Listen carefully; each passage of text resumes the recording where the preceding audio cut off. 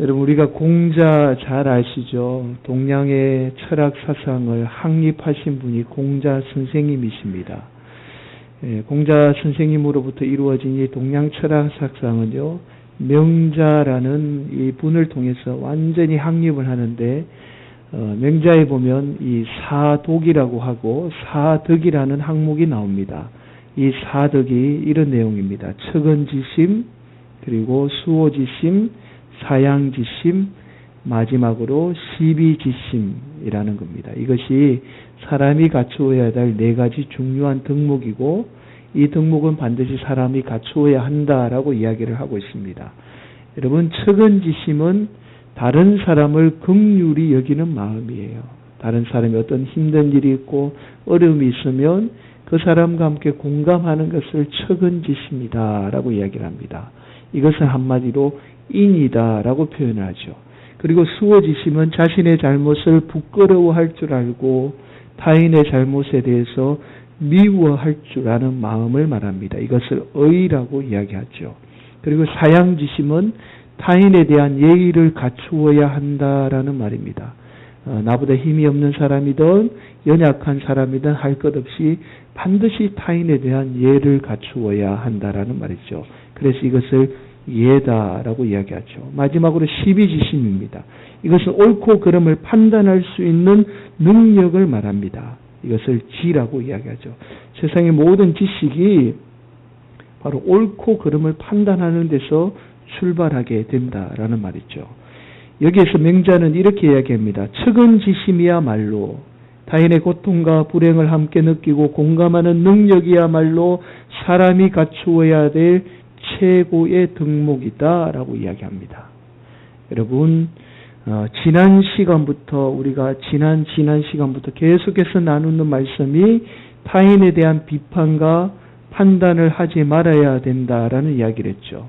지지난 시간에 제가 이런 이야기를 들었습니다. 우리가 사소한 문제로 다른 성도 비판하거나 판단하게 되면 예수 그리스도의 공로를 통해서 세운 이 교회가, 이 값진 교회가 무너질 수 있고 그 다툼으로 통해서 그 하나님의 그 사역이 헛될 수밖에 없다라는 말씀을 들었죠.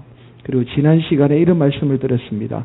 사도 바울은 어떤 사소한 문제에 대해서 얼마든지 자유할 수 있지만 타인을 배려해서 타인이 힘들거나 시험 들면 언제든지 자신의 그 자유를 포기해서 다른 사람을 배려하게 을 통해서 교회를 하나로 세우는 것이 중요하다라는 말씀을 들었습니다.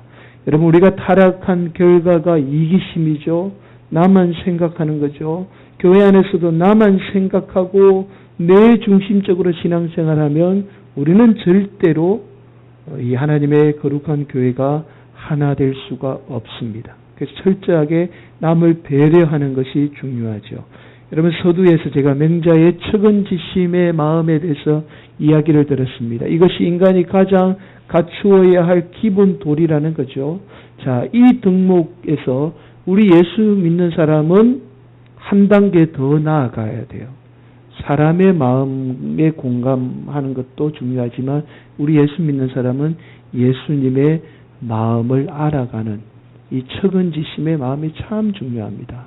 자, 여러분, 지난 시간부터 오늘 말씀까지 사실은 로마서의 결론입니다. 로마서가 사도 바울이 처음 교리적인 문제로부터 이 방대한 이야기를 하면서 결론에 도달하고자 했던 것, 간절히 전하고자 했던 메시지가 바로 하나예요. 교회가 하나 되는 문제였죠. 자, 이것 때문에 교리가 필요하고 하나님께서 이 땅에 예수 그리스도를 보내주셨고 하나님과 우리와의 그 죄로 말미암아 단절된 걸 예수님이 하나로 우리를 만들어 주셨죠. 그래서 교회가 하나 되어야 한다라는 것을 사도 바울이 이 로마서를 통해서 우리에게 이야기해 주고 있습니다. 오늘 우리가 본문을 나눌 말씀은 그렇다라면 왜 우리가 하나 되어야 하는가? 왜 우리가 하나 되어야 하는가? 또 하나, 자, 그렇다라면 우리가 이 교회를 하나 되기 위해서 애쓸 때에 우리에게 주어지는 하나님의 유익은 무엇인가? 이 두 가지 질문에 대해서 오늘 본문은 해답을 제시해 주고 있습니다. 먼저 우리가 왜 하나 되어야 하는가라는 말씀을 살펴보도록 하겠습니다. 오늘 본문 5절 말씀이죠. 5절 말씀 보겠습니다. 이제 인내와 위로의 하나님이 너희로 그리스도 예수를 본받아 서로 뜻이 같게 하여 주사.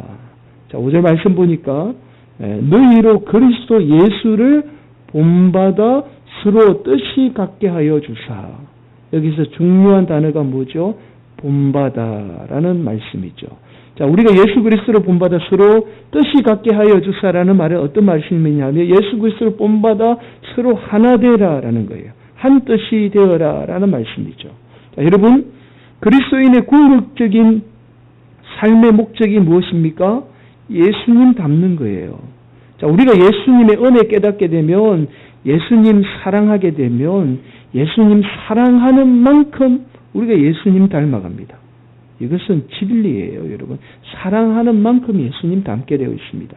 여러분, 예수님 사랑하는 만큼 우리의 삶에 반드시 어떤 결과로 나타나게 되죠. 만약에 여러분의 삶에 변화가 없으면 여러분은 예수님 사랑하는 것이 아니라 예수님 사랑을 빙자해서 여러분 자신을 사랑하고 있는 거죠. 여전히 여러분 속에 죄가 가득 차 있어 사탄 마귀가 여러분의 삶을 지배하고 있다라는 증거이기도 합니다. 결국 그 예수님의 은혜에 경험하며 살면 반드시 우리에게 어떤 예수님의 그 삶을 본받게 되는 겁니다. 자, 그러면서 오늘 보면 4절에 예수님의 삶에 본받아야 될 삶을 구체적으로 3절에서 이야기합니다. 자, 3절 말씀 함께 봉독합니다.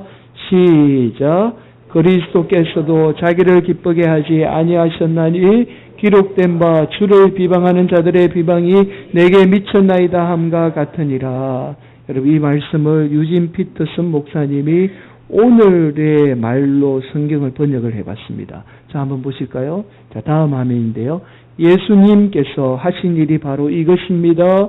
그분은 사람들의 어려움을 외면한 채 자기의 편한 길을 가지 않으셨습니다. 그분은 그들의 어려움 속으로 직접 뛰어드셔서 그들을 건져주셨습니다. 성경은 이를 내가 어려움에 처한 사람들의 어려움을 짊어졌다라는 말로 표현하고 있습니다. 자, 좀 쉽게 와닿죠.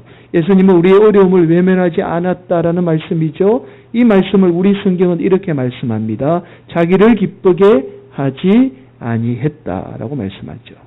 자, 또 8절 말씀이에요. 예수님이 어떻게 우리의 삶의 모범을 보여주셨는지 8절 말씀. 내가 말하니 그리스도께서 하나님의 진실하심을 위하여 할례의 추종자가 되셨으니 이는 조상들에게 주신 약속들을 경고하게 하시고. 자, 유진 피터슨 목사님이 번역한 성경은 이렇게 이야기합니다. 이제 여러분이 그렇게 할 차례입니다. 하나님의 목적에 늘 충실하셨던 예수께서 먼저 유대인들에게 특별히 다가가셔서 그들의 조상이 받은 옛 약속들을 실현시키셨습니다. 그 결과로 이방인들이 자비를 경험하고 하나님께 감사드릴 수 있게 되었습니다. 자, 정리하면 이렇습니다. 하나님이 예수님이 자신의 기쁨보다 타인의 기쁨을 먼저 생각함으로 하나님 뜻에 순종하여 이 땅에 오셨고 하나님과 우리를 하나 되게 하셨다라는 거예요. 이러한 하나됨을 이제는 예수님을 본받아서 우리가 행해야 한다라는 말씀입니다. 여러분, 이것이 바로 오늘 우리가 반드시 하나 되어야 할 이유이죠. 예수님이 그렇게 하셨기 때문에 우리도 반드시 예수님 은혜 경험하면 예수님 본받아서 하나 되는 삶을 살기 위해 애써야 한다라는 말씀입니다. 이것이 하나 되어야 할 이유이죠. 자, 그러면 이번에는 우리가 하나됨을 추구할 때에, 하나됨을 위해서 우리가 노력할 때에 하나님이 우리에게 주시는 유익이 무엇인지 한번 말씀을 통해서 살펴보겠습니다. 자, 이 질문에 대해서 4절은 이렇게 말씀하죠. 4절입니다. 함께 봉독하죠. 시작.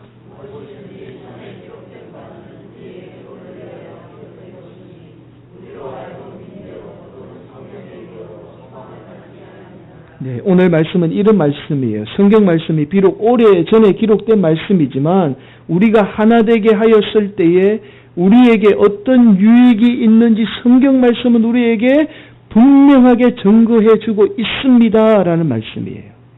성경이 우리가 하나 되게 할 때 어떤 유익이 있는지 우리에게 분명하게 말씀해 주고 있다라는 겁니다. 그것이 성경에 나타나는 많은 수많은 사건을 통해서 우리에게 증거해 주고 있다라는 말씀이죠. 여러분, 성경에 나타난 대표적인 인물 한번 살펴보겠습니다. 요셉이죠. 지난 수요일에 우리가 잠깐 말씀을 나누었는데요. 여러분, 요셉은 형의 시기 질투 때문에 어떻게 해요? 애굽에 팔려가죠. 노예로 팔려갑니다. 그래서 말할 수 없는 온갖 고난을 다 겪게 됩니다. 그리고 애굽의 총리가 돼요. 우여곡절 끝에 총리가 됩니다. 총리가 되어서 자신의 고난 가운데 그 몰아넣었던 그 형들에게 복수할 기회가 찾아옵니다. 여러분, 애굽의 총리는 대단한 권력가입니다. 사람의 생명은요, 그냥 손가락 하나만 까딱해도 죽일 수 있는 어마어마한 권력을 소유한 사람입니다. 그러나 요셉은 하나님의 놀라운 섭리를 깨닫게 되죠. 그러면서 형들에게 이렇게 말합니다. 창세기 45장 7절 8절 말씀입니다. 제가 봉독합니다. 하나님이 그 큰 구원으로 당신들의 생명을 보존하고 당신들의 후손을 세상에 두시려고 나를 당신들보다 먼저 보내셨나니 그런즉 나를 이리로 보낸 일은 당신들이 아니요 하나님이시라. 하나님이 나를 바로에게 아버지로 삼으시고 그 온 집의 주로 삼으시며 애굽 땅의 통치자로 삼으셨나이다. 형들이 나를 미워해서 나를 노예로 팔은 줄 알았는데 나중에 하나님 은혜 깨닫고 나니 내가 고난받고 내가 희생한 것 다 당신들을 구원하기 위한 하나님의 목적이었다는 거예요. 여러분, 요셉을 예수님으로 예표하는 대표적인 인물입니다. 예표한다라는 말이 무슨 말이냐면 예수님처럼 자신을 희생해서 남을 살린 대표적인 인물이라는 거죠. 예수님을처럼 살았던 요셉의 삶이 얼마나 복된 인생으로 삶이 결론으로 이어지는 것인지를 성경은 우리에게 분명하게 보여주고 있다라는 거예요. 우리가 나를 희생해서 다른 사람에게 기쁨을 주는 인생이 얼마나 복된 인생인지, 나를 희생해서 교회를 하나 되게 만드는 인물, 인생이 얼마나 복된 인생인지를 요셉을 통해서 우리가 얼마든지 발견할 수 있고 성경의 많은 인물들을 통해서 얼마든지 성경은 우리에게 증거해 주고 있다라는 말씀입니다. 성경 전체가 우리에게 주는 메시지가 바로 이것입니다. 자신을 희생해서 남을 기쁘게 하는 인생이 얼마나 하나님으로부터 복을 받게 되는지 보여주는 말씀이 성경이라는 거예요. 하나님의 말씀인 성경의 말씀이 이것을 증거해 주고 있다라는 말씀이죠. 그러므로 내가 희생하고 타인의 기쁨을 위해서 살게 되면 성경에 나타난 수많은 하나님의 역사, 그 놀라운 복이 바로 여러분의 복이 되는 겁니다. 이것 성경이 우리에게 말씀해 주고 있는 거예요. 이것이 바로 우리가 하나 되게 할 때에 하나님이 우리에게 주시는 유익입니다. 우리가 하나 되게 할 때에 하나님이 그냥 내버려 두지 않으세요. 우리에게 유익을 주신다라는 거예요. 사랑하는 성도 여러분, 우리가 예수님처럼 타인의 기쁨을 위해서 기꺼이 자신의 것을 포기할 수 있는 성도들이 되시기를 간절히 바랍니다. 그래서 성경의 그 복이 여러분의 복이 되시기를 예수님의 이름으로 간절히 축복합니다. 13절 이렇게 말씀하죠. 소망의 하나님이 모든 기쁨과 평강을 믿음 안에서 너희에게 충만하게 하사 성령의 능력으로 소망에 넘치게 하시기를 원하노라. 여러분, 그런 인생은 하나님이 모든 기쁨과 평강을 충만하게 해주시겠다라는 말씀이에요. 그리고 어떤 어려움이 와도 성령의 능력으로 반드시 이겨내게 해주겠다라는 약속의 말씀입니다. 여러분, 이것이 바로 우리가 속한 공동체를 위해서 내가 희생하며 하나 되게 만들어야 할 반듯한 이유이죠. 여러분, 유대인들이나 헬라인이 아무리 예수님처럼 희생하고 행한다라고 해서 본질적으로 하나는 되지 않습니다. 왜냐하면 유대인은 유대인이고 헬라인은 헬라인입니다. 태어난 태생이 다릅니다. 여러분, 여기에서 말하는 것은 우리가 하나 된다라는 것은 외견상 똑같이 하나 되는 것을 말하는 게 아니에요. 여러분, 서로 타인을 먼저 생각하고 타인의 기쁨을 위해서 우리가 노력하게 되면 우리는 예수 그리스도 안에서 한 마음과 한 뜻을 이루어 가게 된다라는 말씀입니다. 자, 여러분, 이것이 너무나 중요하죠. 자, 여러분, 교회는 분명한 목적이 있죠. 그 목적이 바로 예수님을 본받아서 예수님의 뜻과 그 마음을 가지고 우리가 하나의 목적을 이루어가는 게 교회의 목적입니다. 자, 이것이 교회의 목적이고 우리 삶의 목적이기도 합니다. 우리가 하나 되어 하나님의 뜻을 이루어 가야죠. 6절은 이렇게 말씀합니다. 한 마음과 한 입으로 하나님 곧 우리 주 예수 그리스도의 아버지께 영광을 돌리게 하려 하노라. 한 마음과 한 입으로 하나님의 목적을 이루어갈 때 우리의 삶이 어떻게 해요? 하나님께 영광을 돌리게 된다라는 말씀이죠. 또한 11절 중요한 말씀이죠. 또 모든 열방들아 주를 찬양하며 모든 백성들아 그를 찬송하라 하였으며. 사랑하는 성도 여러분, 하나님의 뜻은 모든 열방이 예수 그리스도를 통해서 구원받아 하나님을 찬양하는 것이 하나님의 목적이에요. 그래서 예수 그리스도가 이 땅에 그 목적을 이루기 위해서 오셨고 십자가에 못 박혀 돌아가셨죠. 자, 우리가 지금 한 마음으로 하나 되어야 하는 분명한 이유가 바로 여기에 있는 거예요. 하나님은 우리를 통해서, 우리 교회를 통해서 모든 열방이, 모든 백성들이 구원받아 하나님을 찬양하기를 원하고 계시는 거예요. 우리 안에 그냥 우리 교회만 잘 되고 우리가 잘 되는 게 우리의 목적이 아니라는 거예요. 교회의 목적이 아니라는 겁니다. 우리가 하나 되어서 그 하나님의 한 뜻을 이루어가는 거예요. 믿지 않는 사람들 구원하고 그 사람들을 통해서 하나님이 찬양받기를 간절히 원하고 계시는 거죠. 그래서 우리를 구원하신 거예요. 이 교회를 세운 겁니다. 이것이 하나님의 목적이라는 거죠.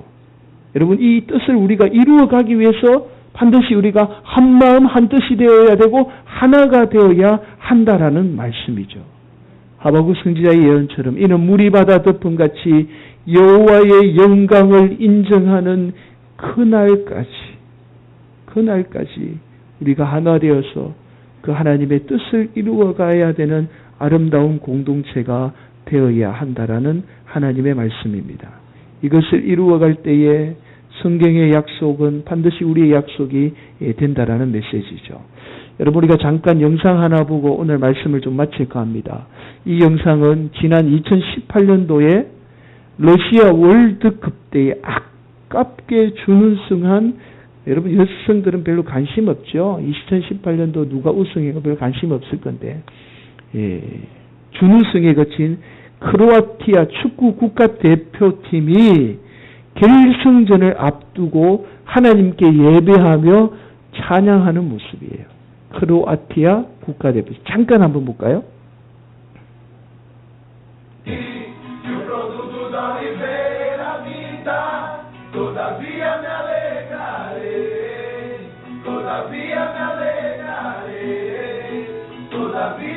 무릎 붙들고 기도하는 친구 보시죠.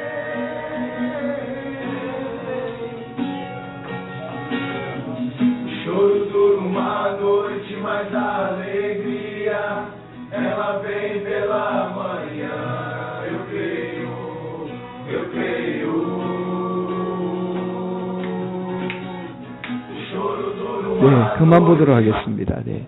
여러분, 이번에 크로아티아가 아주 그렇게 작은 나라인지 몰랐습니다. 인구가 410만 밖에 안 된대요. 그러니까 부산보다 인구수가 작은 나라입니다. 근데 이 나라가 결승전에 올라간 거예요. 이 나라가 독립한 지도 얼마 안 됐습니다. 여러분 아시겠지만 유고 연방에서 분리된 나라인데 한 20년밖에 안 돼요. 그리고 독립 이후에 여러분도 잘 아시겠지만 보스니아 내전 때문에 아주 수많은 국민들을 잃은 나라입니다. 아픔이 있는 나라예요. 그런데 이 작은 나라가 결승까지 간 거예요. 여러분, 이 크로아티아 국가대표팀이 결승 간 이 스토리가 참 기가 막힙니다. 16강에 치고 있다가 동점골을 만들어서 연장까지 간 거예요. 연장에서 비기고 승부차기에서 극적으로 8강에 올라갔습니다. 여러분, 8강에는 러시아 팀을 만났어요. 러시아 팀을 만났는데 이번에도 치고 있다가 또 동점골 만들어 또 연장 갔다가 또 승부차기까지 가가지고 러시아를 이겼습니다.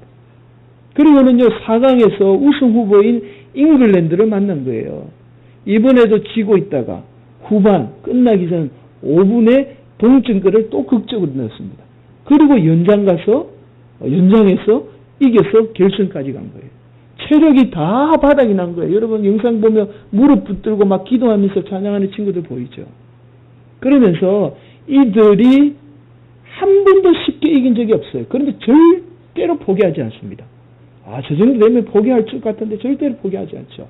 결승에서 참 안타까웠습니다. 여러분 결승 보신 분은 아시겠지만 분위기가 크로아티아가 좀 이길 수 있는 분위기로 가고 있었어요. 그런데 난데없이 간중히 경기장에 난입하는 바람에 그냥 분위기가 그때부터 확 바뀌기 시작하더라고요. 그러면서 후반에 이제 연장 오면서 체력이 얼마나 힘들었겠습니까? 그러면서 이제 프랑스로 분위기가 넘어가서 결국은 프랑스에게 지고 말았죠.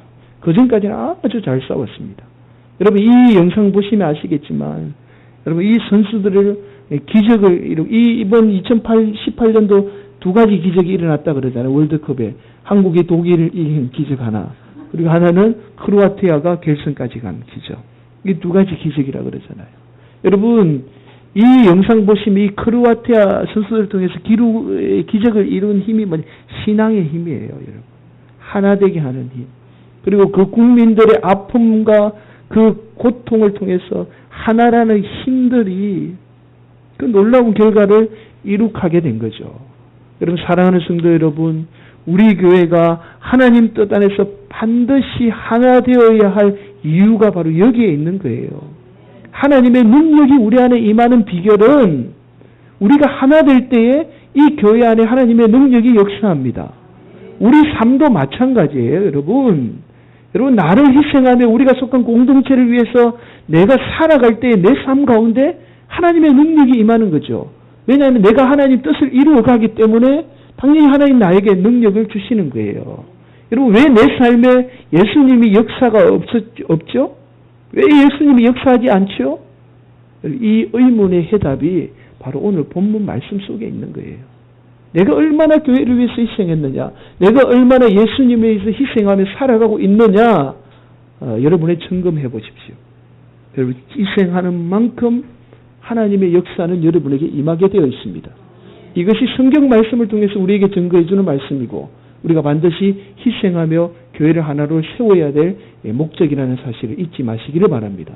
그러면 오늘도 기꺼이 교회를 위해서 예수님이 그렇게 하셨던 것처럼 우리도 기꺼이 희생하며 나아가는 복된 성도들이 되시기를 예수님의 이름으로 간절히 축원을 드리겠습니다.